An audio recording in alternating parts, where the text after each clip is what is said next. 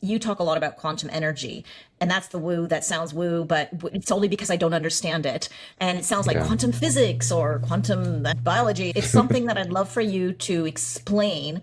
What is quantum energy and how would this offset an EMF signal? All right, well, it's a real pleasure to have Todd Shipman on the show today. Welcome. Yeah, thank you for having me. This is going to be a fun conversation. We're going to talk about something that may sound woo, but it's got a lot of science to it. And I don't do woo at all. But this one is really, really special. And I think I want you to clear some confusion on things. But let's start with EMFs and what that is, because it is a real concern in our community, especially for the women who are going through menopause, who are already dealing with sleep issues and brain fog and so maybe nervous system sensitivity, and sometimes EMFs can trigger things. So I would love to know how EMF disrupts our health, and is it worse for women going through this transition? Yeah, and just in case anyone doesn't know what EMFs are, right? EMFs, electromagnetic frequencies or electromagnetic fields, however you want to associate with it, are these quote unquote like invisible waveform patterns, which tend to be disruptive waveform patterns. And they're coming from anything pretty much from like an appliance, especially smart devices, cell phones, cell phone towers, Wi-Fi routers, Bluetooth, anything like in our car if it has Wi-Fi, all that is where they're going to be sourced from these. And basically, I want to step back because we have what we're going to be mostly talking about is what we technically would call NN EMFs, so non-native EMFs, because there are naturally occurring EMFs. The earth itself releases and produces EMFs, right? That's important to talk about because when us, like evolutionary wise, we have been, as a species, we've been used to those. Those are not disruptive, but we can talk about what the biomarkers that we can show that are disruptive and damaging to our body, even if we don't feel them. What's the difference between EMFs and radiation? Just the frequencies and waves. And as far as radiation is way more impactful, like significantly more. Now you have EMF radiation. I also would say that that is, in a term, I think that's a little more like word fear. But you have EMF radiation, but radiation to like radioactive is very different, especially at a physics level. Anything that we're talking about today, it's not about fear and then creating a solution. It's more just about education.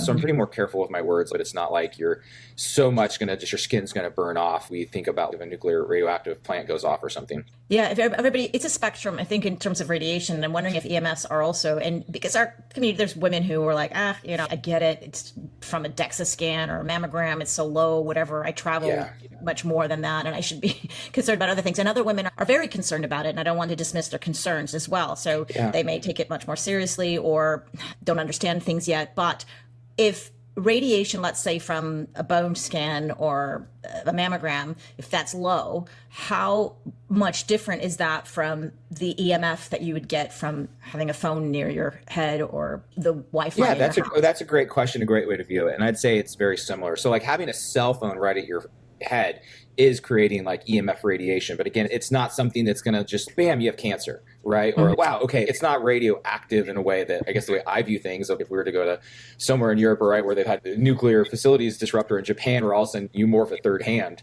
But it is a stressor. And so long-term exposure or continuous or chronic exposure is where you're going to find the concerns with that. And that goes with EMFs, that goes with anything in the medical field. That's why when you see the physicians or something, they're in there all day, so they'll wear a chest plate and protect themselves, as opposed to the one-time patient who goes in and does it for a few minutes. It's the person who's in there all day that is the chronic exposure that they're going to be like, yeah, that's a problem. And also, I'm not saying that those aren't problems, because we'll talk about what we can show is happening to your body once you're exposed to that type of stuff. It's just like on the medical field, they're just saying, hey, that small splurt of things isn't a problem. I don't agree with that. I'm just telling you what their perspective of things are. But the person who's in there all day, yeah, they're going to have problems. I mean, we can see that with pilots. Pilots have one of the highest rates of cancer than any other industry, next to like night shift workers, especially like night shift doctors and nurses. But like a pilot is in chronic exposure to those EMFs all day that they're there. But the people who are flying 5 times a year, like they're not as effective. But again, we can show the acute responses, but it goes away, right? Yeah, it's interesting. Yeah, because people, the flight attendants and pilots and the exposure that they get, I wonder why they don't wear the plates or the gear that somebody who's giving a mammogram or in X-ray, why they're protected, but yet not. I think it opens up a lot. I think it opens up a whole bunch of lawsuits for the past. It's the same thing with the NFL and the UFC sports, where it is pretty much standard basic knowledge that those people who come out are going to have CTE or some type of traumatic brain injuries, which we see it all the time. But if that organization acknowledges it, then it opens up a whole legal aspect of, now that you acknowledge you're doing this to us, you're going to pay for everything. And I would believe that, unfortunately, the way the corporations tend to work is their thing is, if we acknowledge it's a real problem, then we're opening ourselves up to a whole thing of lawsuits from previous families and everything. I know it still should be addressed, even hopefully one day, because you'd want to make sure you protect people. But I guess in the meantime, we can do things to offset ourselves. But I do know that I meet people all the time who have EMF sensitivity. Like they say, I can't wear an Oura Ring or an Apple Watch or the headphones. They're very sensitive, which I don't know if it's a good thing or a bad thing, but they need to take certain measures to protect themselves, or just to feel good, just to feel better and not have that sensitivity.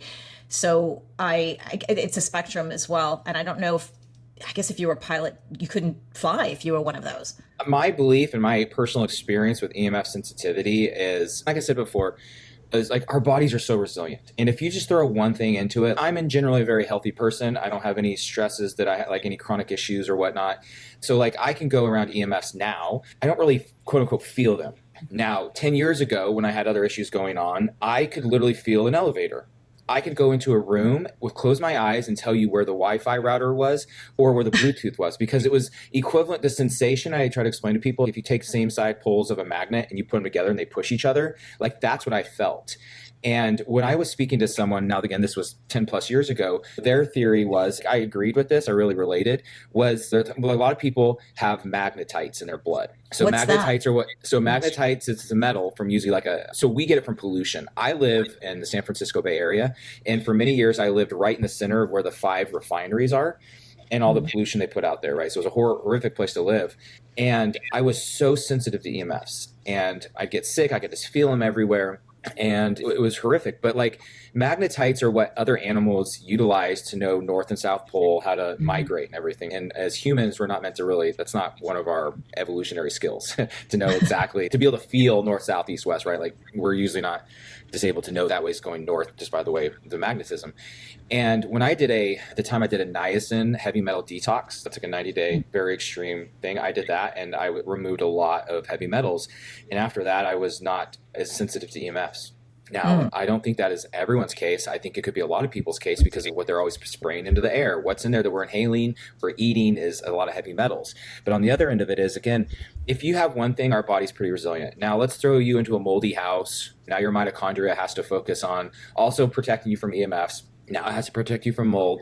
And let's just say you live under a cell tower that's adding extra EMFs. And so you're just kind of like throwing on everything that your mitochondria has to protect you from. And at some point, there's a give point, right? And it's either someone all of a sudden has Lyme symptoms that they didn't realize that they got bit by a tick 20 years ago and your body had been suppressing them and protecting you from it. And now you're just throwing all these things into it at once and you have this soup of problems. And then other symptoms start coming out. So it's like your mitochondria is like, well, okay, we have to stop focusing on this and we're going to focus on this. So those symptoms now kind of raise up and cause problems. And I think that's a lot with EMF sensitivities is you have other things going on. And your mitochondria has kind of decided that the other things take priority over that. And then again, the magnetites is something that's not talked about a lot. From my personal experience, I believe that was my problem. Because after I did a heavy metal detox, I definitely was not nearly as sensitive to EMFs. That's so interesting. I want to dive into that, but I'm going to put a pin in it in case we go back. So it's like your own personal story. I think is really interesting. So then the next question is, how do we offset some of this, even if we're not sensitive to it? Because even just because we don't feel something doesn't mean it's doing harm or doing good, I guess, for that matter. But there are many things, I guess, could offset. But you talk a lot about quantum energy, and that's the woo that sounds woo, but it's only because I don't understand it. And it sounds like quantum physics or quantum biology. It's something that I'd love for you to explain.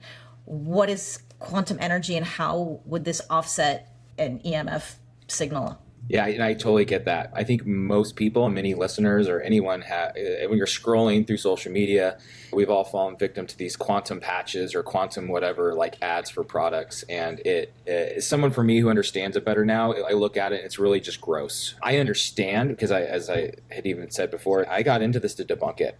because I had such bad experience with the concept of quantum. So I have all the understanding and all the patience for people who are skeptic. And I just with everything, we should be skeptic and ask questions always, no matter what, even if the science is solid, just with everything in life, right? Like continuously keep checking. So let's separate some of this stuff. And like when we're talking about, because there's quantum mechanics, right? There's quantum biology, quantum physics, and all this. And what umbrella we're mostly under right now is going to be quantum physics.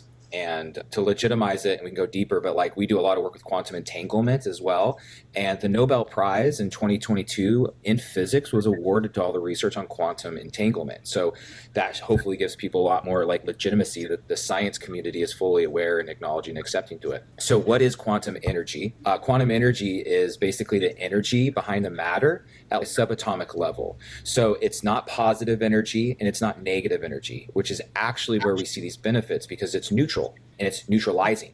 And that's all the positive, right? So anything that comes into exposure or exposed by this quantum energy is going to be neutralized. It's not destroyed, it's not ruined, it's not stopped. It's, as I said before, it kind of neutralizes disruptive waveform patterns. So think about like on the top of the ocean and how you have the waves crashing during a storm, but underneath it's still calm. So think about those waves still being there, but like the quantum energy kind of comes through and smooths it out. So it's more of the Gulf or something where it's more of a lake and it's quiet. The water's still there, everything's still happening, but it's just calmed everything down. Like it's not a drought anymore, right? It's not the water was gone. It's still there, everything's there, but it's synergistic and it's friendly, but not on a positive, not negatives. It's very neutral. And so what we see is, especially with EMFs, is it's neutralizing the negative effects that EMFs have on the body. And that is where the benefits come in with quantum energy at maybe a small percentage. Like we are doing so much research showing where else quantum energy can have benefits, but I think with the EMFs, even though that's like maybe 10% of what we see it do, it's where I think in the broad scheme of humanity, we're seeing the quality of lifestyle and everything is the most effective because everyone is exposed to EMFs, whether you think you are or not, unless you live out in the middle of Yosemite, which even nowadays isn't true because Yosemite, I spent a lot of time out there and there are cell towers out in the middle of nowhere just so that hikers have service, which is a good thing also, right? I'm not here to damage any of this because it's for safety. Like all these technologies are meant to help any type of lifestyle, increase availability. Because right, it used to be I'd go to Yosemite and you wouldn't have cell service forever, which is also great. But if I have an emergency or someone has an emergency, they can't reach me, right? So I do acknowledge the expansion of these technologies. But if you live in an apartment, like all your neighbors have Wi-Fi routers, like just go open up. If you're even in a hotel or you're in an apartment or a townhome, open up randomly your Wi-Fi options and see if you have 20, 30, 40 Wi-Fi routers, right? And if your phone connects to those or sees them, that's having exposure to you. And so maybe we should talk about also what we're seeing as the damages or like the negatives of the EMFs, unless you want to go on to something else yet. Because I know we've talked a lot about EMFs, but we haven't talked about like the actual, what we see actually happens. Even if you don't feel it, what we can see, what it's doing to our body. Yeah, and maybe there's other questions that I'm not even asking in terms of quantum energy, and I'm just kind of hyper focused on EMFs, and that's maybe just like you said, one part of the whole thing. But it's true actually what you say when you look at your Wi-Fi in your phone and you see all these.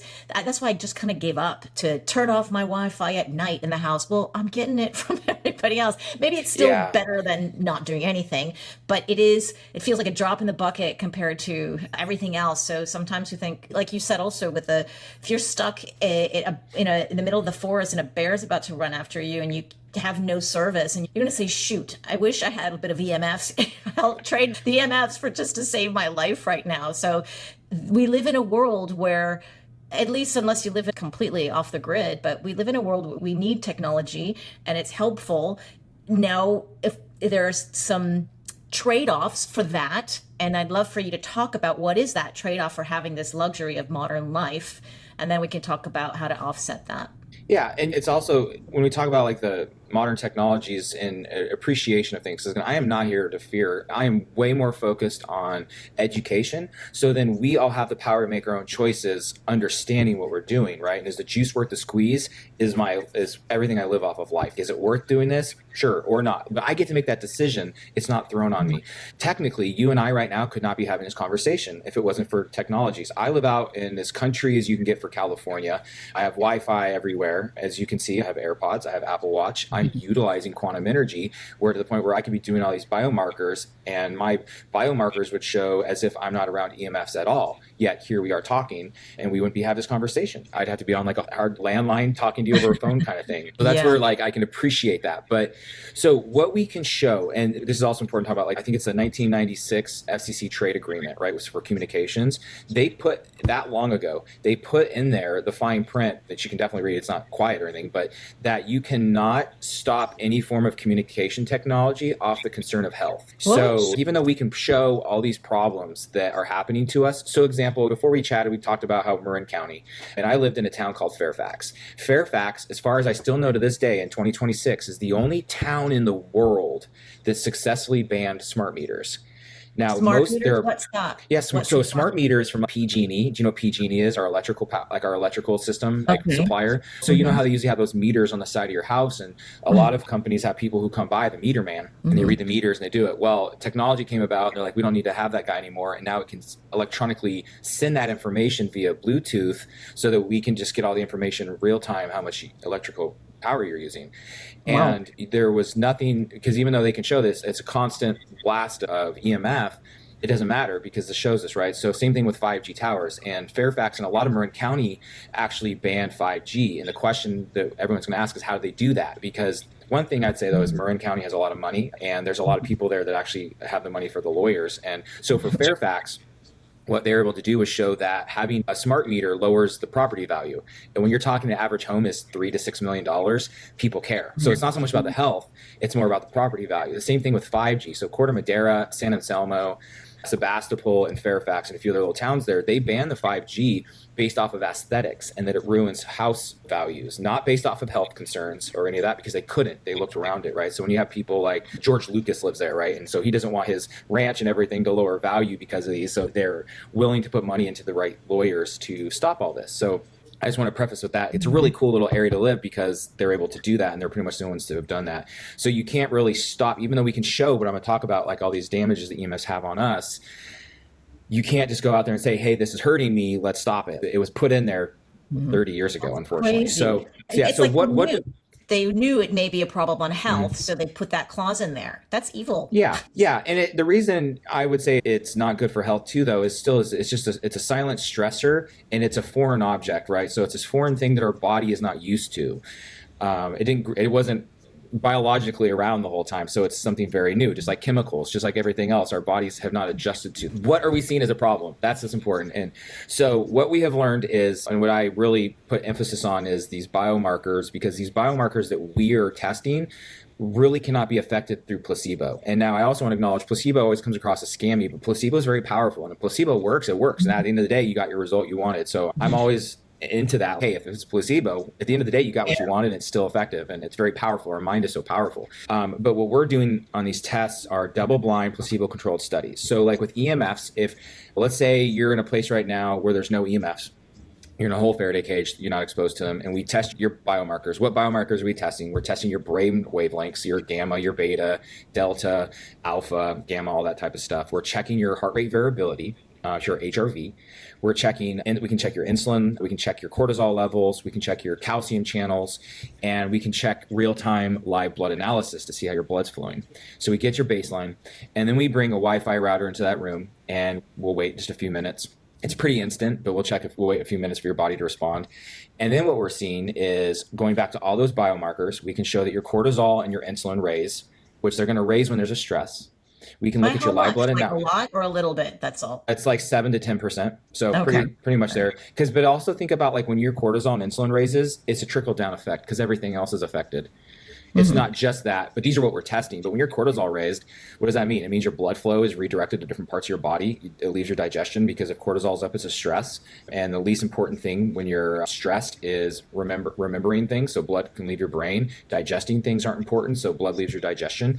These are all just trickle down things that we can see with high cortisol, right? Chronic cortisol levels, chronic insulin. You add fat for no reason. Look at your live blood analysis, and we'll show that your blood platelets and your cells get sticky. They clot. Now, not like clot like you're going to die right away, but they get sticky, which is a sign of inflammation. So we're creating this inflammation in our body. We can show that the calcium channels get overreactive and they start producing too much.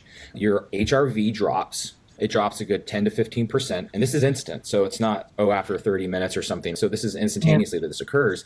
And then we're looking at like your brain wavelengths, which are really awesome to look at. When you have a cell phone up to your ear, we can show that your gamma and your beta significantly increase. Gamma and beta create the emotions of like negative stuff. So anxiety, anger, depression, all the stress comes about. And it also suppresses your alpha. Alpha is what allows us to stay focused, allows us to stay calm, keeps us like in a flow state. That's kind of like high performing people want to be in alpha predominantly most of the day. And we're showing that we can see that when you have a cell phone near you or again, a Wi-Fi router, the alpha is suppressed significantly and gamma and beta go up. So that's why maybe some people can have anxiety for no reason. They get stressed, your throat kind of starts to close up because our bodies only go off of signals. It doesn't know, hey, you have a cell phone. You're just chatting with someone on the phone. You're totally fine. All it's getting is the information that there's something wrong going on. And so again, the HRV drops, everything is a response. So that is what we can show in over and over and over, regardless if you feel it or not. That's what you're going to get when you're exposed to EMF. These are non-native EMFs. So cell phones, microwaves are the same thing, but like Bluetooth and all of that. And then what we can do is, let's say, same situation, you're there, we got your biomarkers now we have your biomarkers from being exposed to the Wi-Fi router. Now let's keep that Wi-Fi router in your room. And let's bring out a device or technology, anything that is producing and contains the pure quantum energy. And you still have the Wi-Fi router right next to you, but we put that on there, so like your necklace, right? And then what we can do is we can retest your biomarkers. And when we retest your biomarkers, all of the biomarkers that we're testing will go back to the same or better than pre-exposure to EMFs.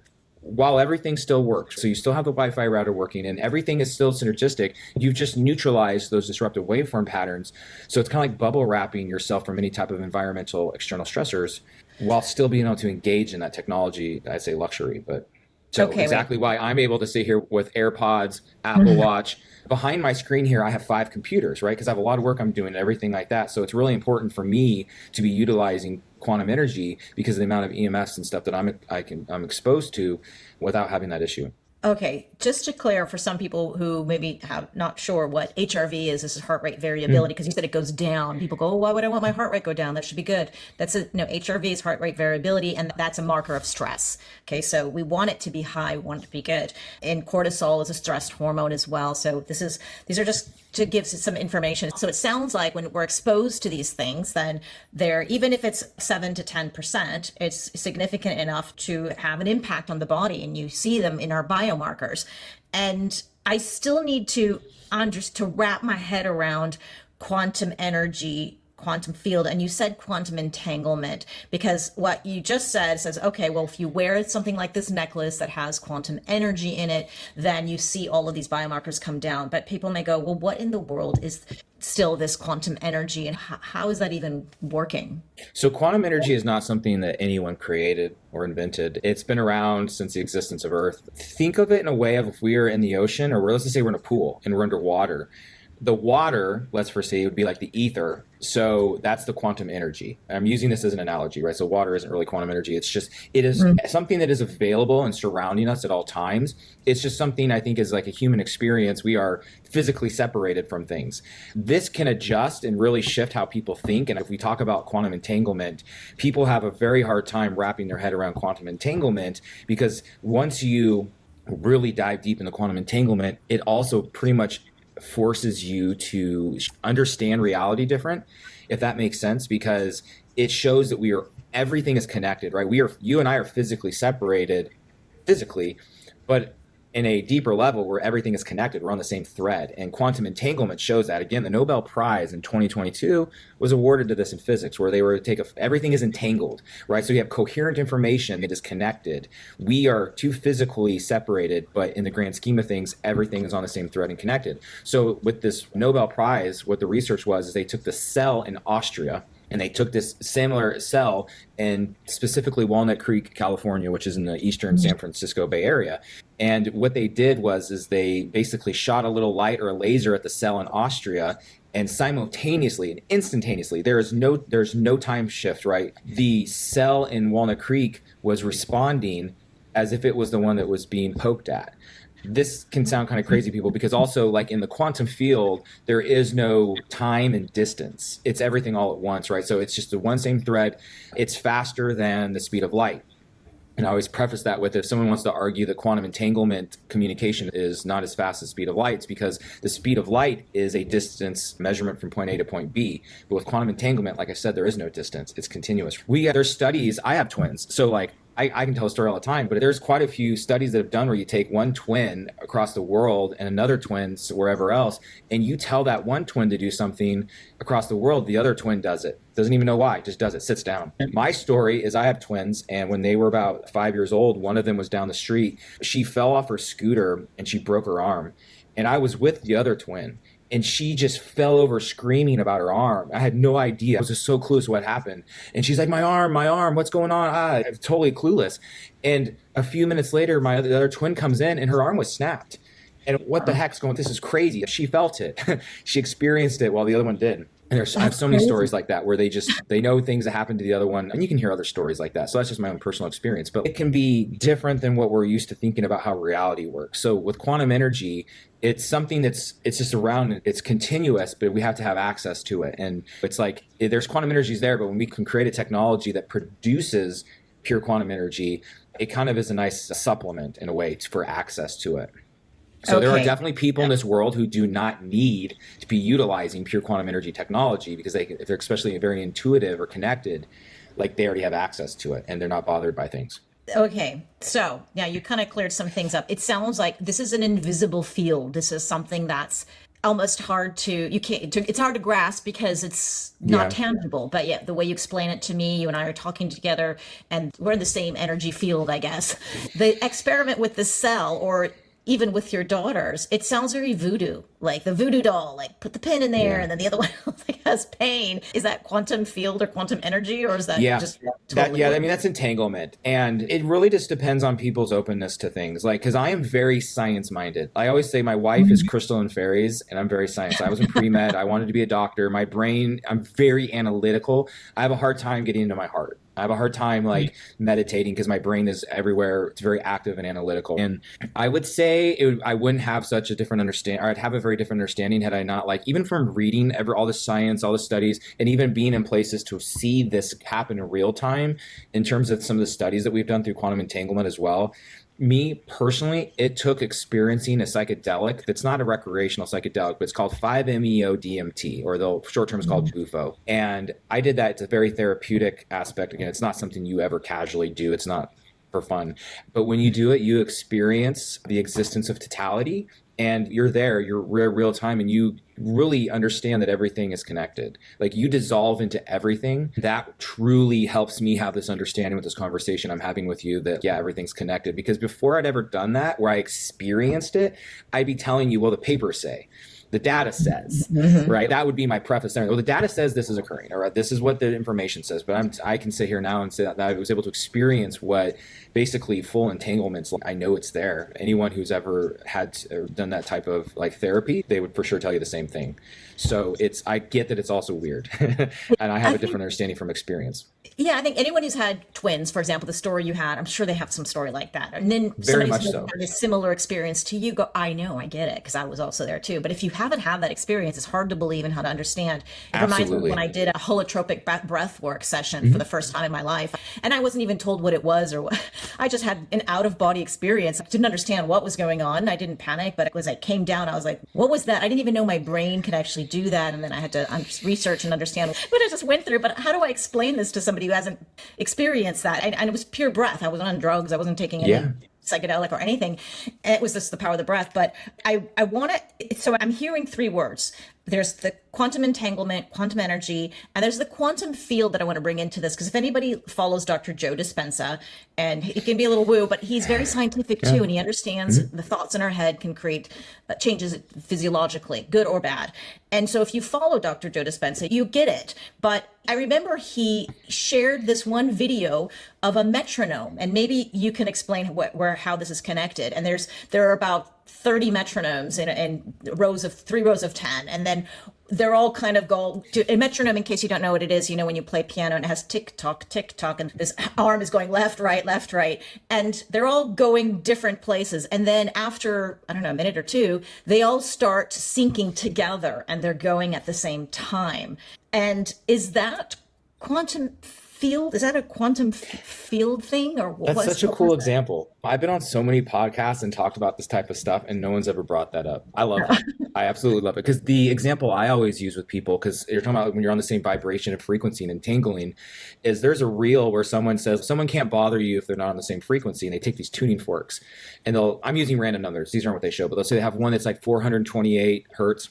And they take it's 200 and they hit it, and the other fork doesn't do anything. They take 300 and they hit it doesn't do anything, but they match that fork with the same hertz and they hit that one, then this one shakes without it being the one that shakes, right? So I don't know if you've ever seen those, where they take the tuning forks, and if you hit one tuning fork and then the other tuning fork's at different hertz, it's not bothered.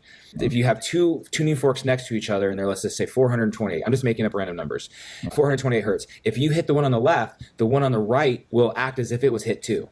And they show this. So it's the entanglement. And again, it kind of takes this conversation into that we are all connected, and we truly are. It's just that you and I are physically separated, but in the quantum field, in the quantum ether, our biofields, we are all connected. And that can be challenging for people to accept and even acknowledge. And again, I'm totally aware. That would be me 5 years ago in terms of even with this stuff, because I can say we can show the science, but like even experiencing things. But it's also similar. I hope this is appropriate, but it's like I have a lot of daughters, and their cycle syncs up, and it's like, why does that occur?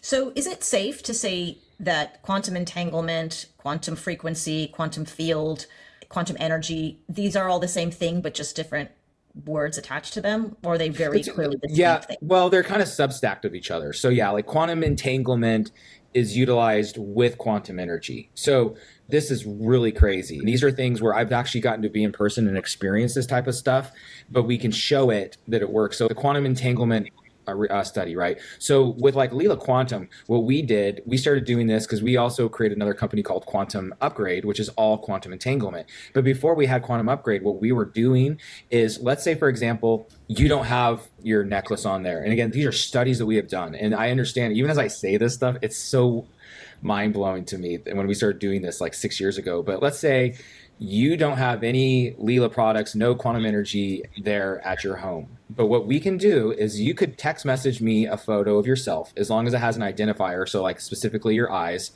I can take that picture, and we could do the same without having that capsule, right? We could have done the same studies. We did a study where you have no EMFs around you, then the Wi-Fi router. Then what we can do is you could text message me a photo.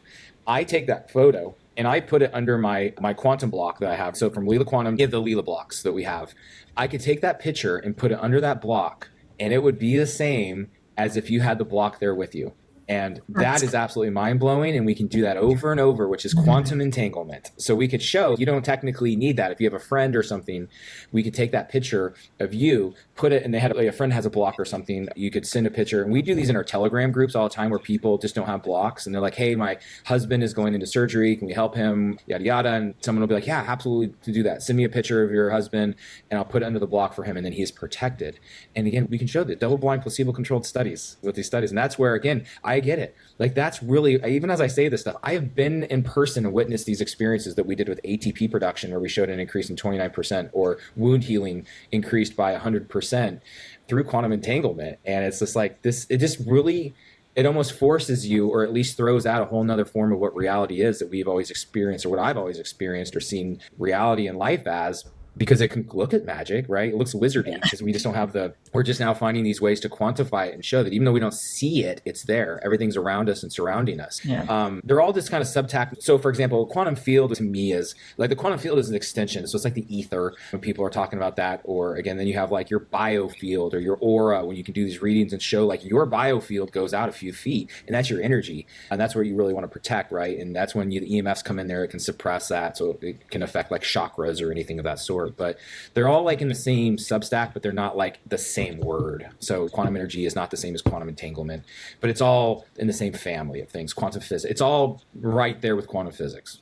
It's Okay. below it. Okay. Yeah. I just wanted to understand better that. And so you mentioned a couple times Lila Quantum, and in case you don't know what that is, and you mentioned my necklace. If you're on YouTube, you can see I have this necklace. That's a Lila necklace that's got this quantum energy in it. And I've been wearing this. I got this a couple years ago, actually. This is why I'm really excited to have you on, because I wasn't really sure what I even had in my hands. And you could see there are these little balls. And when I go through security at the airport, it's always a problem because they've got bringing drugs or something. But It's either drugs or an urn. We get asked, is that an urn or are there drugs in there? So yeah, I get that. Yeah. And then you mentioned the block. I don't have the block. I only have this, but I'm going to get the block so I can have my own experience. But I would love for people to understand, what does it For mean people when on you say YouTube then? a block? Yeah. So our blocks, these are quantum energy generators. So you put things inside of here to charge with the pure quantum energy. Otherwise, this pulsates outward quantum energy. So when we're talking about like this by itself protects my entire home from EMFs. All the Wi-Fi, anyone who is in the vicinity of this within a quarter of a mile, basically, is protected, neutralized with the EMFs. Great. Yeah. And I also want to go. So it looks like a 4-poster bed for people who are just listening on the podcast. There's a top. Yeah, it's a cube. It's a big cube. It's like like you can put stuff in it. So almost like a bed where it's got the top frame and the bottom. Like you can still get into the bed, but you've got the top stuff. Exactly. Yeah. And you did mention, and I've heard you say this on other podcasts too, and I think it is quite important because we throw out these words protection, and you mentioned neutralizing as well, which I think is maybe a bit more accurate. And I do the same thing when I talk about hormones. Oh, your brain is protected, your heart is protected. I'm like, no, I don't really know. It's a little too loose of a terminology to say protection. We would say lower your risk of maybe certain things, but why don't you clarify a little bit if that's the same thing that yeah, it's important to talk about for sure, that because you're protected and it doesn't matter and you don't need to do anything else. Yeah, well, those words are very important. You're right. Because one thing is it's not doing is blocking. And when you see, that's always the trigger when I see things that are like, oh, this blocks EMFs. What will block EMFs are Faraday cages. Now, at Lila, we do make clothing that's EMF blocking. So, for example, if you put your phone inside one of our t-shirts, the phone will not work. Right? Because that's what it's doing. It's blocking EMFs. What we're doing, and we can show, is whether we want to use the word neutralizing or harmonizing the negative effects EMFs have on our body. So specifically, the biomarkers that we're checking before and after are unfazed. So it's, again, your cortisol isn't being raised as long as you have the pure quantum energy. It's back as if there's no EMFs. So protecting is I would still honestly use that. I would say it protects us from EMFs. The damage is the EMFs for the biomarkers we test. Now, we're always looking for other biomarkers to test. And that's one really thing I appreciate about Lila Quantum is we are constantly, always looking for new studies to do. When new information comes about, what else is EMFs affecting? If we can find something, for example, we can recently show that EMFs, especially for men, and it's at some point it's going to be also for women, we just aren't quantifying yet, but we can show that EMFs significantly reduce sperm production. So we're able to show that. Now we can see that, which I didn't bring about as a biomarker earlier, but like a more newer recent study that we've done is we show that if you have the quantum energy, we're showing an increase in 96% sperm production. So 96% increase in sperm count when you're exposed to the Lila blocks or underwear that we have for men, or even the capsule. But that doesn't mean that the quantum energy so much is producing the 96%. What it's doing is it's protecting or neutralizing the EMFs, so that your body can go back to its natural state. That's also really important to talk about, because we have studies, like I said, that show 29% increase in ATP production. We can show 2 times faster wound healing, increase in HRV, REM sleep, deep sleep. All of this stuff is happening, but it's not per se that the quantum energy is doing this. It's not giving you that. It's literally just putting a force field, in a weird way, I hate to use that word, but I'll say bubble wrap, around your body so that it's not affected by the external stressors, so it can be at its natural state. I think that's important to mention. It's just protecting you. So your body was fully capable of doing it. It just had all these silent stressors suppressing its ability. So we can show better REM sleep, deep sleep, all of that. But if you are also out in the middle camping in the middle of nature with no EMFs, you'd also see those same results. How long has the company been around? 6 years. 6 years. I've been there since the beginning. Yeah. Okay. This is going to be completely just a case study that I want to hear from you. What is, from the feedback that you get from the people who've bought any of your products for that matter, I meet people who have nothing to do with they're not affiliated with your company, they're not selling your products, and they really say, wow, I feel something, or I feel a bit different, or my sleep is better, or my HRV is better. When I put together the block, like they have their brain like, and I'm like, this is really crazy. So this is why I really wanted to interview you and understand what is it, because I've had other products that I've looked at because people say it's so great, and then it sounds very energetic, and I don't, other than the people, like especially those, what are those patches, those energy patches? X. Like X something, yeah. Yeah. And I'm like, the only people raving about it are the people who are selling it. I've yet to me, if you guys are listening and you use those patches and you're not selling them, they work, please tell me, because I'm like looking for, I would love to hear an unbiased testimonial. And this is what I hear with Lila products, a lot of unbiased testimonials. And that's where I got really curious. And so I would love to know from the stories that you hear from people about your products, what is like the most interesting or story that you've heard? Yeah, one thing we have is a Telegram group, and there's like 9,000 people in there, and we started it, but we're not in there controlling what people say. And I think that's the best route, because I'm in marketing, but I'm in a marketing of ethical marketing. I am very focused on legitimate terms, not putting out outlandish claims or anything. But I do know plenty of companies that aren't that way. So when I see like testimonials on a website, this is me as a customer, I'm like, web designer could have created that, right? Like that's just the way I think. I'm skeptic because of that. And that goes with anyone. So I'm not 100% sure, but I'm assuming Lila, let's just say assume we have testimonials on there, probably from athletes and stuff. But me as a customer, I don't pay attention. I want to talk to someone who has no connection, isn't being paid, is an affiliate or whatever. And that's where our Telegram group is like the no-brainer, because there's 9,000 and it is active. It is very active. And you can get on there and say, hey, what did you guys feel? And you'll get people like, we have no control over what they say. And you'll get all that like completely undiluted feedback on that. But like what we always hear from people, because, I was still, what I do, I got into the alternative health active space in just about 2010. And I just got into all of this stuff, and I got into debunking it. And what I have found in my niche is I am a customer first. And when I find a company that I like and I really become obsessed with, then I will reach out to them and say, hey, like, I love what you're doing, and I have these skills and I have this ability, and I assist you guys because what you're doing is so awesome, but not enough people know about it, or whatever it be. But every company I'm working with, I love them and have so much passion to them. It's as if I treat them as my own company, and I'm family with everyone because I have that much faith and trust and belief with what they're promoting. Every owner, like with Lila, the owners, I truly, absolutely love them. I spend time with them in person because they're such wonderful people. Philip, the founder, he was actually the global vice president of T-Mobile before he switched over to all this stuff. And I think that's important for people to know too. Like, he was on the other side of the pendulum. That's why he understands like the importance of the technologies, right? So I get into this stuff with a passion, but I was a customer first always. I've never had a company really reach out to me to work for them. And I use these things, I get it, awesome. And I was one of the first, they actually reached out to me to test their products. And that's how I got involved in it. I was like right at 2019 at the end. So in terms of the testimonial stuff and as a customer, I have so many. One cool thing about the studies is when people get feedback about certain things, that's when the studies occur. So in 2021, when I was talking to the head scientist of Lila Quantum, Ian Mitchell, he's like, well, yeah, he gives me the thing where like, well, it neutralizes disruptive waveform patterns. And I'm like, well, that's interesting. So I want to experiment. And so what I did was I have a severe extreme food allergies to like shrimp, crab, honey, avocado, any type of shellfish and seafood really. I was like, in theory, I could put that under the block and it'll neutralize it. And Ian's like, well, yeah, it should. We haven't tried that, and I wouldn't recommend it. I'm going to try it because it's not a fatal allergy for me, but it is 8 hours of heck, and I could go to the ER, my esophagus close up, I can still breathe, but it's really bad. And so I put it under the block for like 5 minutes, and I did crab.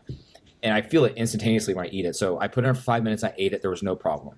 But again, maybe it's placebo, right? So for the next few days, now these aren't like Harvard Stanford science like studies, but these are things were enough to get me going thinking, right? So the next few days I had my wife either do it or not do it under the block, and only she knew. And I either ate it and got a reaction, or I ate it and didn't get a reaction. Each time was mirrored whether she put it under the block or not. So we started doing bigger studies with this. In fact, at the Dave Asprey conference, we did this on stage where I derma rolled my forearm, put crab juice on it, and it blew up like I had been attacked by bees, and it hurt so bad you could see it instantaneously. So then we put that same crab juice under the block, and then we do my other arm, and there was no reaction, and people got to come up and see and everything, right? So we did all this, and then other people started saying, well, yeah, I have a really bad allergy to this and that, and they could put it under the block and no issue. So after like 10 people saying that, Philip did it as a study, and what we saw was is that there was a 92% reduction that food had stress on the body. That includes sugar, lactase, gluten, and everything. So if you have a fatal reaction, I wouldn't do it, but it's a 92% reduction in that, right? So these are things that like people kind of gather as a community and figure out. And we have so many people, like we had a lot of doctors who started doing studies to debunk us. Dr. Beverly Rubix did it, and she thought that there was no way quantum energy could really work in this way. And now she's one of our biggest cheerleaders. In her own words, back in 2022, I believe it was, when she did a study, when she did a live blood analysis, she's like, this is the solution that I have found for the clotting of the vaccine. And we supplied her with blocks because she wanted to debunk it. And so we're seeing that with testimonials. We're seeing there's a school in India that has like 75 autistic kids, and they put a block in there, and they come back and say now the children, without the parents even like knowing that we're having this block there, but they report on Monday all the differences. And they said less anger, more regular bowel movements, which is really a big deal for anyone on the spectrum and all this. So like with testimonials, they're all over the place. And that's why you get people who have like a lot of headaches, and now the headaches are gone, more calm. They're really all over. Like, especially like if you're in a Tesla or something that's like EV, you really want to focus on having products with pure quantum energy, because the amount of EMFs that are getting produced in a Tesla or a Porsche EV or any of those is like diabolical. It's an EMF soup in there. Okay. So you mentioned Telegram, and this is in case people don't know what that is. It's like a WhatsApp, or it's a messenger. It's a place where people can chat and talk all together. So you said you had 9,000 people in that Telegram? Yeah. We have two groups. We have one for Lila Quantum, and then we have one for Quantum Upgrade, which is the quantum entanglement service that we have. But for Lila Quantum, which has been around longer, yeah, it's extensive, like the size of that group. And there's people in there. Everyone's always helping each other, which is also really cool to go in there and see. Again, like I said, someone might be like, hey, I don't have a block. I have a dog that's going to have surgery today. Can someone take a picture of my dog and put it under the block? And people are more than happy to help. So it's a very useful and helpful community. Group. Yeah, well, it is, because like you have to pay for that? Yeah. So no, everything is free. You can go onto like any of our social accounts. So like Lila Quantum Tech is our Instagram, and then quantumupgrade.io is our Instagram. And if you go to the link in bio, it's a private group, but it's private, so it doesn't get banned. But if you go on there, there's a link to get invited, and they'll let you in. Oh, I'm so excited. But that's always the best way for me, especially like I said, I always think as a customer, and I don't want to be salesy. I want to educate on quantum energy, not always just about a product that someone sells, right? My thing is legitimizing the science, and then you can choose what's best. I'm confident that companies I work with are always going to be the best, because that's why I've chosen them. But I'm more about educating on the field and then letting the person go out and choose it. And I think one thing though is testimonials, right? It's like theoretically companies can put up any testimonials they want, like they can write whatever they want, but go into somewhere like a Telegram where those are just random folks that have purchased or have friends that have things, and they can talk about their experiences that are completely not moderated or edited by us at all. And you'll get real-time questions and answers. Oh, I love diving into that, because as well as it gives you ideas. I mean, if this is something somebody wants to consider, I can actually see that, there was somebody who was helped by this condition or whatever. Absolutely. That's exactly. I don't know, but I have a bit more confidence knowing that at least it helped somebody. So you did mention that earlier that people are using the word quantum for their own business or marketing, and so they may be selling honestly just snake oil or something. So how does somebody know if they're looking at anything that has the word label quantum and they're like, oh, that sounds like what I just heard on Zora's podcast? What should they be looking for in terms of seeing if this is really legit or not? My first go-to is always the studies and what they do. And then also where the sourcing of the studies, because again, on my end, I can see, and I just have a different experience and behind the scenes of things. I honestly, theoretically, I could pay you $100,000 to do a study for me saying that something made you feel better, right? And then I use that as a study, but you have to put in a data in there and look back. So it's always important to read the sources of who does it. A lot of our studies are coming from doctors who were actually set up to debunk us, right? So that's what's also very cool. It's like, we will give you the products, you do all the study, all the research you want, but we'll give you the products for free to test it and then give us your results, right? And we've never had someone say, I was right. Like every time it's been different. So it's important to see the sourcing of the studies. Where are they coming from?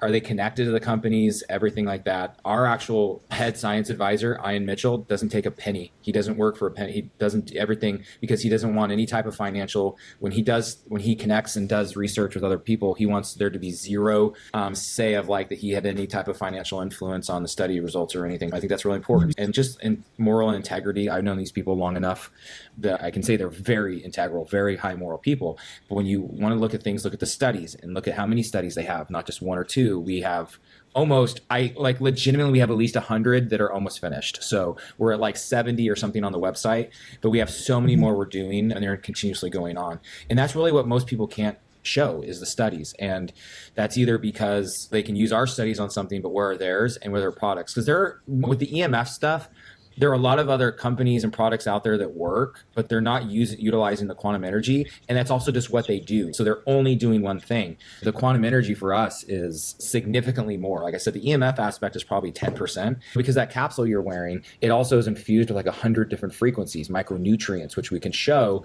when you get micronutrient spectrocell tests that your micronutrients will be optimal from wearing that necklace. Like, I think that's fascinating. I want to understand that too, because micronutrient profile, that means somebody were to go get their blood tested and then they show that their B12 is low or something like that. Is that correct? Mm-hmm. Yeah.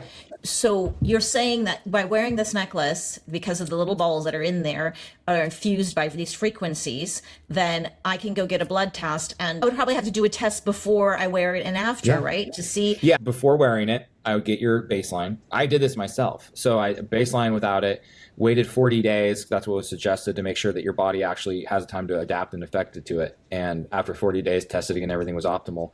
And what it's doing, it's putting it out there into the biofield, like we mentioned, right? So our bodies are smart. And because what I always thought was like, it's subtle energy, it's passive. So it's not aggressive. It's not forcing any of this to you. Our bodies are intelligent. If it needs a certain vitamin, it needs a certain, what we call a frequency or vibration, it's going to utilize it if it's in the field, as opposed to getting forced on it, right? So when I do my test, I don't have anything that's like toxic levels. Everything's optimal. If I do a test without wearing it, I have like 6 deficiencies, and I can do that test for 2 years straight. So what if somebody has just a pretty poor diet and they're not really getting all the micronutrients, and you test them, their baseline was 0 or 2 now, and they don't change anything? So if they would wear this, then they would still see an increase in their... Absolutely.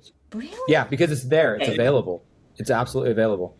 And that's what's really fascinating, because our bodies, again, are intelligent and knows what it needs, but it's allowing it. Because the other end, and this was a big shift for me too, about vitamin C, is like this physical substance that I have to consume. My body has to digest, absorb, acknowledge, and then utilize it. And now, there might be things where they might need to at least help a little bit, but I would say they will see a significant benefit for sure. That's a for sure thing. Now, they may not be optimal, because we're still human and we need some substance to things. But for people who like really just stepped back, what are you talking? That sounds really weird. Think about the sun, right? And I love using this example because the sun, a lot of people believe or are misunderstood that we get vitamin D from the sun, right? So people will graze outside and be like, oh, I love absorbing this vitamin D. And that's not what happens at all. But that's what I grew up thinking, is that as soon as I was outside, this is vitamin D is hitting me, right? And it's like, no, what's happening is you have this wavelength or a frequency, right? UVA, UVB. And that frequency or wavelength is hitting photoreceptors on our skin. It's going through our eyes, which is a communication to then utilize cholesterol, go through the system, which then taps kind of like, hey, time to start producing some hormone or vitamin D.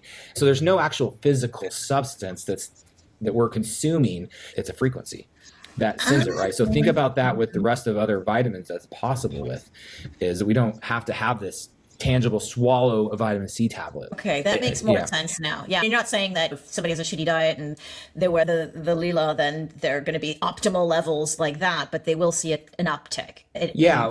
We've actually never, and you know what? Like, again, I love having these conversations, because maybe that's what we do. Maybe we should take someone that has like a non-optimal diet and test them. Like for me, I'm a monotonous eater, so I can eat the same meal every day, all day forever. Like I have one meal that I am more than happy to eat every day of my life. and so that's how, when I did the test, I knew what I was deficient in, and then eating it, those things filled up. But you and I had this conversation. That's a great idea. Should we be doing this with someone who's eating a non-optimal diet, as it's all over the place, and seeing what helps them? But it would benefit them, but it may not take them all to optimal, because they probably might need some boost. But I would there would definitely be progress for sure. Yeah, no, I just wanted to clarify that, because sometimes people maybe misinterpret, oh, then I could just wear this and not like work on my health. And like, I don't think it goes that far. But think of it as it's a supplement. So it helps, but it's not the cure to everything for sure. And that's my best description. It's a supplement. It's assisting you. It's helping you for sure. So I want to wrap up here, but I do want to hit this question before we go. You talked a lot about the research that you do, and your website is very transparent. You have all these research papers there, and you got over 100 of them, right? So when you look at it, you may go, oh, this this looks so impressive. But if someone were to search for quantum energy on AI or Google that, they would say things like, oh, these mechanisms like a quantum frequency is not established or accepted by mechanisms in physics or medicine. And the research is small, it's preliminary, it's funded by these companies. How would you respond to that? It's interesting because with all the other like companies I work with, AI is pretty friendly to it. There's certain things like with carbon 60 where this doesn't know anything about carbon 60 or C60, which is one of the most powerful antioxidants in existence. It penetrates at a mitochondrial level, but AI doesn't really even know that stuff, even though there's tons of studies. So what I find our biggest problem we're having with, like if you Google Lila Quantum or if you Google quantum energy, the Google AI review will tell you that Lila Quantum produces radioactive products, which that in its own is, well, that's weird. That's not true. Regardless of what you're doing, we're not producing something that is radioactive. And this kind of also steps back because a lot of my work is with AI. I do a lot of stuff with marketing AI, but you always need to hold its hand. And I see things, for example, you can put mushrooms. There's a funny, I think, meme where it shows like the person goes, hey, ChatGPT, can I eat this mushroom? And the guy eats the mushroom and then he's dead. And he's like, oh yeah, you're right. That was poisonous. You shouldn't eat that. Like chat. There's a lot of things. And again, on the marketing side, and I'm not saying that they're doing this in a way, but I also am fully aware, and this is just kind of irrelevant to this conversation in a way, but this question is just like you use SEO, search engine optimization, now there is GEO, which is you can go in and manipulate exactly what Chat or Gemini or Claude say. And you can use this on a marketing side so that if someone was to go in and say, hey, I have a headache, what should I use? Like pharmaceutical companies go, you should be using Tylenol and only Tylenol. Everything else is bad for you. And so this is a whole new playing field in the marketing world of education that you have to be aware of. And I'm not saying that's what's happening with us. Like no one's attacking us with this, but it's just there's still a problem with AI where it's as linear as it gets. There's no gray area. It's just black and white and that's it. If it reads something, that's what it takes. And we could make something say that this is that through your own Gemini, and that's the marketing world. And it's cool but concerning because when a big brother or bigger hand people get into this with Gemini, it's going to be completely exposed and compromised and you won't be able to trust it. So it's still like it's odd to see that with Lila or quantum energy that the Google is saying that, but it's like there's ways around it, but it's definitely not true. I would say it's 99%. Like I use it, but don't always go off of truth. I'm a car guy. I love cars, but there was this model of a car and I was like, well, what car is this? I knew it was a McLaren F1, which is a $20 million car. And it tells me it's a Jaguar XR, whatever, right? And I was like, oh, are you positive? It literally says, yes, Todd, I'm 100% positive. Well, what about those taillights? He goes, yeah, now that you say that, and I think deeper, it is a McLaren F1, right? And it's like, well, it knew for sure until it didn't. It's just like a weird glitch still with that, but it's not negative. That's a long-winded answer, but I think it's important to understand with AI that it's still not like completely independent thinking and it just reads out. It's very linear. I think we all have had some experience like that where we've caught our ChatGPT or AI agent making mistakes. And that's why we have to take sometimes these things with a grain of salt and know how to use these tools. Hopefully they'll correct themselves as we go on. But I want to also ask you about the woman who's listening now is going through this menopause transition and she's having hormonal fluctuations up and down and she is maybe having poor sleep or low libido. How can this technology help her? Or is it really will support? We also have the Telegram group, and I'm wondering there maybe must menopausal women in there. We actually have a necklace. It's the women's booster, and it creates frequencies that help with like nail, skin, hair, and bone health, and then helping like balancing hormones. Now, I'm not going to say it anyway. We haven't done any studies. These are frequencies, right? So it's recipes of different like supplements that help with those type of things, but it's not something that's going to absolutely fix your hormones, right? My wife has definitely gone through this at 42 years old, and she won't go without wearing the necklace or having the block around. And she definitely says it helps with a lot of symptoms that she has. We're seeing all these different things that could at least assist in it, but definitely not anything that this is the solution. But it's going to make life a little easier because it's 1 or 2 or 3 or 4 less things that your body your mitochondria has to focus on from protecting you from, and it can just focus on that imbalance or at least helping correct and smooth things out. Oh, that makes sense. Yeah, that reels back to our beginning of the conversation as well. And it's harmonizing or neutralizing so that the body Yeah. can do what it needs to be doing. So you mentioned the frequencies, like the little balls in my necklace you've given it a frequency. The block that you shared us, the cube, how do you give it a frequency? And let's wrap our head around that. When I say frequencies, again, Tesla and them say, right, if you can see that the world works off of everything of vibration and frequency, it's just how the universe works. So it's another way of also having to experience life, that everything is a vibration, everything is a frequency. We're just visually seeing skin and everything, but we're just this vibrating ball in a way, right? So what we're doing is we're kind of through quantum entanglement, we're able to transfer the frequencies from one thing to another. Now, as a customer, so like, for example, your necklace you're wearing, right? So we have infused very specific, I use a word, it's a recipe of frequencies, right? So it's not just one frequency, it's a bunch of different things. It could be mugwort and lavender and all these different things to create our end goal with that heal capsule that you're wearing. And it has, I think it's like 83 micronutrients. I could be wrong. That's an older one that you're wearing. So I could be off on a few numbers, but it's about 83 micronutrients that are as a frequency on with that specific one you're wearing.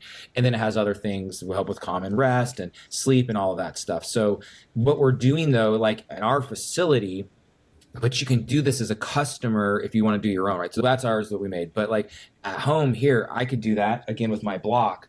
So my block, you could take a piece of metal, put it in here, and then you can take, let's just say vitamin D and vitamin C and B12, and I can put those in the block with it, and that frequency will transfer or entangle into that metal object I have, a watch or a necklace or whatever jewelry I want. So what we're doing is we're utilizing the quantum entanglement technology to infuse the frequencies onto an object. And so we do that in a mass amount with the products that we sell.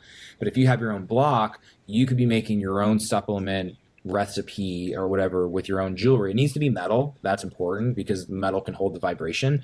But you could be doing it with, again, mugwort, lavender, peppermint oil. My wife just did one because she's working with a hormone doctor and they were talking about yam oil, right, to help like with, I think it's with, I might misspeak, but I think it was progesterone balancing when she's not on the progesterone. So she took that and then she's also putting it on jewelry so that she can wear it as well and it'll last longer. So you can make your own custom. And that's what people do in these Telegram groups too. So again, another way to get in, like people, I'm not making promises at all, of course, because I'm not always in there. But like I see the conversations where people are like, I need something to do this because the doctor said this. Can someone help me make something? And there are people who take balls of foil and they put it on the balls of foil and then they mail it to people. Again, I'm not making promises people do that, but I've seen that because people are in there to help people, right? So it's like, hey, I need a recipe of this and I don't have this. Can people do it? I've seen it with my own eyes where people are like, yeah, give me your address. I have these ingredients here and I can help you and I'll send you this. And people do it for their dogs. And so it's through quantum entanglement that we're infusing the products that we have. Now, the only proprietary aspect of Lila Quantum is how are we charging the original products with the pure quantum energy? That is something that I don't even know. So I'm not privy to that or anything, but that's on a business aspect. That's the information that is private. But that being said, that's also why the ball is always in our court to do these studies to prove that everything works like we say it does. Okay, I'm imagining your factory has one big block, like the ceiling is the top and the floor is the bottom. It's a big block, but it's not massive. It's, okay. I actually don't know what size, but I'd say it's probably like a 24-inch by 20. It's big, but it's not like this massive thing because you're just putting the things in there and the quantum entanglement's very fast. Okay, so interesting. So then let's say I've had this necklace for 2 years. Do I lose the power? Does the frequency eventually die? So technically, like in the math of physics, it would go out in like 4,000 years, but because metal holds, right? So gold, aluminum, brass, that specifically is brass. It like is a conductor and holds energy so well. So like when you do the physics math, it's like 4,000 years that it will hold vibration. So you never need to recharge it. You don't have to do anything like that. Oh, that's awesome. It'll definitely last longer than we live. So that's great. Okay. So I don't have to worry about, I was thinking, maybe I have to put it in the block and recharge it or I don't know. No. That's good. I don't have to worry about it. No. So actually I was thinking maybe my hormones, like I've got an estrogen cream or I have some patches or maybe I have some progesterone capsules. Then if I put that in the block with a piece of jewelry, does that give the frequency of those hormones and then I wear this? Absolutely. Yeah. Sorry. And that's what I was trying to explain or communicate earlier. That's exactly what you would do. So like you would take like a ring or necklace, whatever you have that's metal jewelry, and you can entangle those frequencies onto that jewelry. Oh wow. Okay, I'm got so many experiments. I'm so excited. Like I will. Yeah, but that's report what's cool, everything. right? Like, and that's Yeah. what you're doing is experiments with this stuff, and that's where the Telegram group or anywhere social media, me as myself, like I'm always act as a customer, and I'm doing these things, and then reporting to Philip, like, hey, we did this and this worked. There's so many crazy things that people have done. We've had people that are like severely allergic to wasps, and there was a friend of mine who had his block with him, and he was at this men's camp group where they're on a retreat, and the guy got stung by a wasp, and he's like, I'm fatally allergic, you have to take me to the ER. And he gets in his car, they start driving, he takes the block, and he's like, hey, put your wrist, I don't know what this is going to do, put your wrist where you got stung under the block and see what it does. And by the time they got to the emergency room, he didn't have to have any help anymore. Again, it doesn't even mean that it's going to do this every time, but these are things where it's like, they're just anecdotal, like they're personal experiences, but when it happens enough, that's when we're like, okay, there's something to this, let's do studies. So experiment, get into the Telegram group or wherever, and like just see what other people are experimenting with, because you see they do it with their pets. Pets are always the best because there's completely no placebo there, whatever. But we do studies with pets. We have no nocebo. yeah. Oh So it's really cool to see what people do. My husband has a nocebo effect, or he doesn't believe anything. So I'm going to sneak up some more experiments on him. So if someone in my community she wants to try something from Lila Quantum, but really has no idea where to start, what's the entry point? Would you personally recommend first? My personal experience and with everything I would say is the capsule you're wearing. So like now we have a Heal 360 capsule. So it's more updated version. It was kind of like created with the community, again, saying these are what we're missing, these are what we want. So they kind of readjusted the Heal. And we have a petite. And I always want to tell people we have a petite and a regular. So you're wearing the regular. Even me, I love the petite. It sounds like it's really small, but I'm 6'1", 175 pounds, and I like the petite. It's perfect size. So if you're looking at sizing, but that's a price entrance of $145. And that's a good part to invest, at least where you're gonna be like, okay, I feel something. And then if you're open to more, then you'll at least have that awareness, right? Because even though you and I can sit here and talk about our experiences, like there's nothing more powerful than just experiential. So like someone else themselves experiencing what quantum energy does in that field. There are so many people, like Dave Asprey, he always hands out our capsules. Before he did, he's like, listen, I don't know how to explain this thing, but it helps me. We get that all the time. I don't know what it does, but I feel different. And like that to me is still more important, because if I feel it, it's more important than all the studies initially, right? Because I'm like, okay, there's something to this. So even if I don't understand how it works, I can know that it's doing something to me. So the capsule is a great place to start. If you don't have that much money to invest, then we also have this really straightforward, because the benefit with the capsule that you're wearing is it has all the additional frequencies. If you want just the EMF protection, we also have these bracelets. I believe they're like $35 or $40, and they're just wrist bracelets that are still charged with the pure quantum energy. So every product that we have at a baseline level is charged with the pure quantum energy. Then the difference is going to be the intensity of the level. So how far does it protect? That helps you about 3 feet out of your biofield compared to a block, which can go out to like 2 kilometers. But then it's just the differences are just what frequencies they hold. All different frequencies are all put there in the product. So if you're just worried, want to see about the pure quantum energy, then even just our bracelets are good. But my suggestion is the Heal capsule is a starter. Yeah. I take this definitely every time I travel, but I do wear it a lot just because I like the way it looks. I think it's cool again. So yeah, I do wind up wearing it a lot, and that's probably doing me more good than I even know. But one last question: your products, do they have a money back guarantee? There is a guarantee back. I think it's after 30 days. So yeah, it's on the website. You just need to look at that. It's at the bottom of the policy thing on there. So I believe it's 30-day money back. Cool. Okay, well, there's nothing to lose. I'm really excited to get the block and try that. And I'm going to just go scan through your website too as well and try to see. You have so many things and you have a lot of options. And if anybody wants to try this out, you go to Lila.com, LilaQ.com. That's LeelaQ.com. I have a link to that in the show notes. And on your Instagram as well, they can check out more things that you offer. And I think they're getting 10% off. I've got a code. Probably Zora, Zora. And which is a big deal, because honestly, Lila doesn't do many discounts. They really don't. So yeah, it's kind of like a Burberry or Gucci, right? You never find the sales. So when they do that, it's cool because it's not something they awfully do. So we don't hold out for a bigger sale, because it's rare that Lila does like 2 sales a year at most, but it's not, the 10% is perfect because that's great. That's amazing. Amazing. Thank you so much for that. And I'll have that link in the show notes in case you forget. But Todd, is there anything else that you'd like to cover that we haven't covered yet? Something that you'd like to share with our audience before I let you go? Just going with our products, we have a vast variety of everything. We do stuff with structured water and food stuff. So we also have coasters. We have clothing, which I kind of mentioned. But one cool thing about our EMF blocking clothing, again, as a customer, is I like to live this lifestyle what I call low-key biohacking. So I don't like to walk around like with this big flag saying like, look at me, look what I'm doing, everyone, I'm being healthy, right? It's like I've done that for so long. I like to be more low-key. And one thing I really appreciate about Lila Q clothes is they're very European. I mean, Philip is from Germany, right? You wouldn't know the jacket is an EMF blocking jacket. You wouldn't know our shirts or our hats. There are other products out there that when you wear them, there's one brand that like I would believe I'd get arrested if I wore it because it's a whole hoodie and you cover it, right? And I am not in any way ever going to walk through the airport wearing that. It's crazy. But like this, so the styles for many EMF blocking clothing is really, in my opinion, out there and very attention grabbing. I don't want attention. So I really appreciate the style because you wouldn't know. Like our jackets are just like Montclair jackets. Like they're very stylish, they're nice, and they're going to do the job. They're EMF blocking, but they're also charged with quantum energy and frequencies. So you're getting even a win on all of our products on that. One last little thing I think is really cool, which I'm excited about. What's the future of quantum energy? I really don't know, but where I'd love to see where it can go. Because where we're at right now, it's always like, how do we expand it? And what I'd love to see, like at some point, whether it's 10 years or 25 years or 30 years, is I'd love to see medicine utilize quantum entanglement. So, there's NES scans. There's all these ways to scan our bodies now that people use and accept and acknowledge as legitimate. And if we could scan our bodies and see what we're missing vibrationally, and then be able to kind of customize and create a frequency recipe again, or let's just say a prescription of things that you're missing, and then resend that out to you.